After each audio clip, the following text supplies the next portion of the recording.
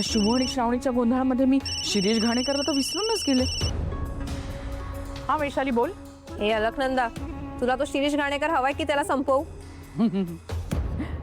तू शिरीष घाणेकरला संपवणार आहेस का? माझ्यासाठी चांगलंच आहे बाई. असं काय? मला वाटलंच होतं की मी शिरीष घाणेकरला मारलं ना तरी तुला इतका काय फरक नाही पडणार आहे. पण ठीक आहे, मी आता माझी डील त्या श्रावणी सोबत करते. तिला सुद्धा तो शिरीष घाणेकर हवायच, बरोबर ना? ए वैशाली, तू असं काही करणार नाहीयेस हा? मी काहीही करू शकते ग अलकनंदा, तू मला अजून ओळखलं नाहीयेस. ए बघ, काही गोष्टींचे निर्णय घ्यायला ना जरा वेळ लागतो. मला पटकन असं काही नाही सांगता येतं. निर्णय घ्यायला तुला आता वेळ नाहीये. जे पण आहे ते आत्ताच्या आत्ता सांग. हे बघ वैशाली, मला ना इथे टाइमपास करायचं नाहीये.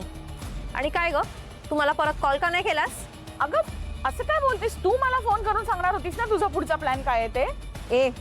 मला खोट्यात पाडू नकोस हा, नाहीतर आत्ताच्या आत्ता त्या शिरीष घाणेकरला मारून टाकेन. नाहीतर त्या श्रावणीला जाऊन भेटेन. सॉरी माझंच चुकलं बाई. मीच तुला फोन करणार होते. हे बघ वैशाली, तुला माझी एक अट मान्य करावी लागेल. अट घालण्याच्या पोझिशन मध्ये नाही आहेस ग तू आता.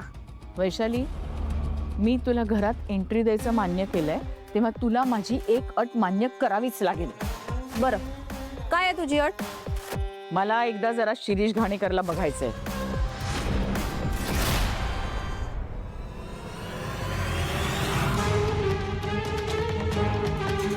ते शक्य नाहीये. सध्या पोलीस माझ्या मागावर आहेत, म्हणून मी कोणाला भेटू नाही शकत आहे. अगं प्रत्यक्ष भेटायची बघायची गरज नाहीये. तू मला व्हिडिओ कॉलवर दाखव ना. सध्या माझी माणसं त्याची स्पंचिंग करतायत. ते झाल्यावर मी तुला कॉल करते. ठीक आहे, नक्की कर. पण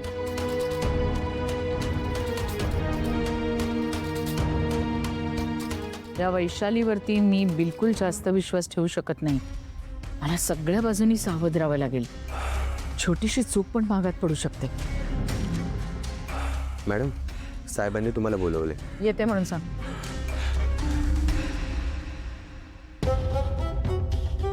तर विश्वंभरनी कशाला बोलवलं असेल?